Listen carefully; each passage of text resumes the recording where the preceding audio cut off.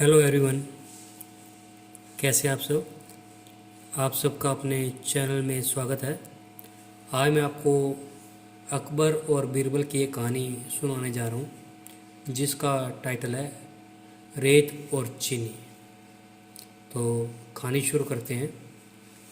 एक बार बादशाह अकबर, बीरबल और सभी मंत्रीगण दरबार में बैठे हुए थे। सभा की कार्रवाई चल रही थी। एक एक करके राज्य के लोग अपनी समस्याएं लेकर दरबार में आ रहे थे। इसी बीच वहाँ एक व्यक्ति दरबार में पहुंचा। उसके हाथ में एक मर्तबान था। सभी उस मर्तबान की ओर देख रहे थे। तभी अकबर ने उस व्यक्ति से पूछा, क्या है इस मर्तबान में। उसने कहा, महाराज, इसमें चीनी और रेत का मिश्रण है। अकबर ने फिर पूछा, किस लिए। अब दरबारी ने कहा, गलती माफ़ हो महाराज, लेकिन मैंने बीरबल की बुद्धिमत्ता के कई किस्से सुने हैं।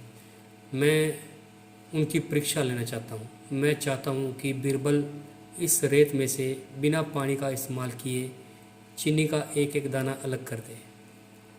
अब सभी हैरानी से बीरबल की ओर देखने लगे। अब अकबर ने बीरबल की ओर देखा और कहा, देख लो बीरबल, अब तुम कैसे इस व्यक्ति के सामने अपनी बुद्धिमानी का परिचय दोगे। बीरबल ने मुस्कुराते हुए कहा, महाराज, हो जाएगा। यह तो मेरे बाएं हाथ का काम है। अब सभी लोग हैरान थे कि बीरबल ऐसा क्या करेंगे कि रेत से चीनी अलग हो जाएगी। तभी बीरबल उठे और उस मर्तबान को लेकर महल में मौजूद बगीचे की ओर बढ़ गए। उनके पीछे वह व्यक्ति भी था। अब बीरबल बगीचे में एक आम के पेड़ के नीचे पहुँचे। अब वह मर्तबान में मौजूद रेत और चीनी के मिश्रण को एक आम के पेड़ के चारों तरफ फैलाने लगे। तभी उस व्यक्ति ने पूछा, अरे यह क्या कर रहे हो। इस पर बीरबल ने कहा, ये आपको कल पता चलेगा। इसके बाद दोनों महल में वापस आ गए। अब सभी को कल सुबह का इंतजार था।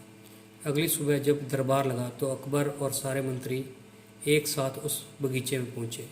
साथ में बीरबल और रेत व चीनी का मिश्रण लाने वाला व्यक्ति भी था। सभी आम के पेड़ के पास पहुंच गए। सभी ने देखा कि अब वहां सिर्फ रेत पड़ी हुई है।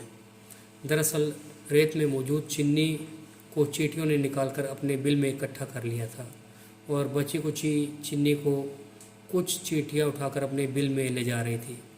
इस पर उस व्यक्ति ने पूछा, चीनी कहाँ गई। तो बीरबल ने कहा, रेत से चीनी अलग हो गई है। सभी जोर से हंसने लगे।